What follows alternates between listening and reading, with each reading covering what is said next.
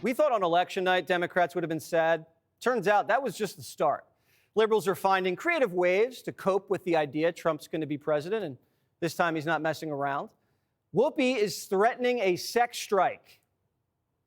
I mean, the Taliban, I read the Taliban is so happy that we didn't pick a woman, you know.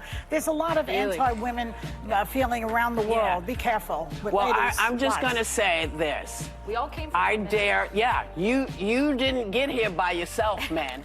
You can't do this without us. Yeah. And if we don't let you, you don't get any. It's that simple. Democrats aren't just giving up sex. They're giving up the thing they like the most, attention. Kind of. Don Lemon quit Twitter, but then immediately came back and asked people to follow him. Joy Reid says she's quitting too. Hey guys, so today I finally did something I've been meaning to do for a while. And the reason for doing it and kissing goodbye my 1.9 million followers over there is because I hadn't been posting for a long time. I just didn't want to contribute content once it was purchased by its present owner. Talking to fewer people isn't how you win elections. That was one of Kamala's biggest mistakes on the trail. She skipped Rogan.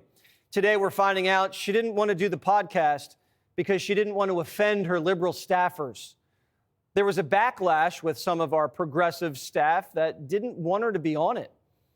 Anyone who cares this much about their staff's feelings is unfit. Well, except me. I care deeply. Kamala was so scared to hurt people's feelings, she never came up with an agenda. Americans don't like that. Even some migrants don't like it. They think they're better off with Trump, even if they're going to get deported.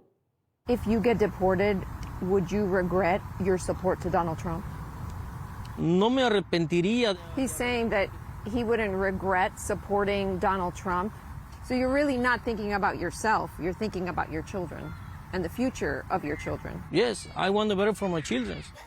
Liberals love to tell you they're allies of blacks and Latinos, but blacks and Latinos think libs are crazy. A Financial Times study shows white liberals are way more radical than blacks and Hispanics. I mean, way more. More blacks and Hispanics are proud to be Americans than white liberals. Blacks and Hispanics want tighter borders than white liberals. White liberals think America is more of a racist country than blacks and Hispanics. Blacks and Hispanics believe you can make it in America if you work hard. White liberals, not so much. White liberals are alone on an island while the rest of the country's over here in a place we like to call normal. If liberals could just wipe the tears out of their eyes, maybe they could see a little bit better and notice everyone around them thinks they're open borders atheists who hate America. Gad Saad's a visiting professor and global ambassador at Northwood University and could be our next Secretary of Treasury. Who the heck knows at this point? Okay, Gad Saad. Let's start with the sex strike. What would motivate a woman to have a sex strike for political reasons? Well, in the case of Whoopi Goldberg, maybe we should be celebrating that she's on a sex strike. By the way, in the pursuit of male feminism, I announced to my wife recently that I am now withholding sexy time with me until Trump is no longer in power. So you see, I truly am a male feminist. Oh, man, your poor wife. Oh, God, I don't know if she could make it 24 hours. True. Tell me about the idea. I'm going to make a big announcement. I'm leaving Twitter. What are liberals trying to accomplish there? Well, they have a completely false sense of their importance, right?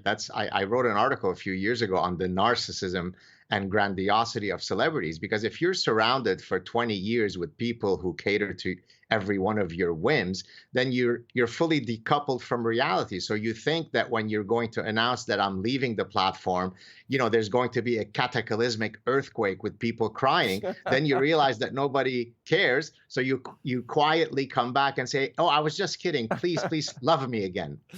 All right. And what else do we have with these crazy people? It seems like white liberals, Gad, are so far out there.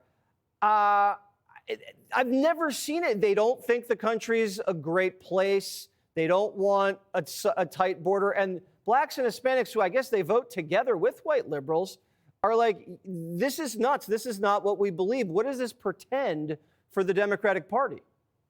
Well, no place do you see that more, by the way, Jesse, than in academia, right? Which is at the root of all of those reflexes that you are highlighting. So the day or two after Trump won, I went on my personal Facebook page just to see what all of my colleagues, the behavioral scientists and the consumer psychologists and the economists were saying. And they were absolutely stunned that he won. They couldn't come up with a single possible reason for why he won, other than the fact that they live in a country full of deplorables and the great unwashed. Now imagine we pay $400,000 for these professors to teach our kids, but they can't close the circle for you. It's pretty bad. All right, we're going to have a czar to go up there and fire a bunch of people, RFK Jr. style. I'll let you know.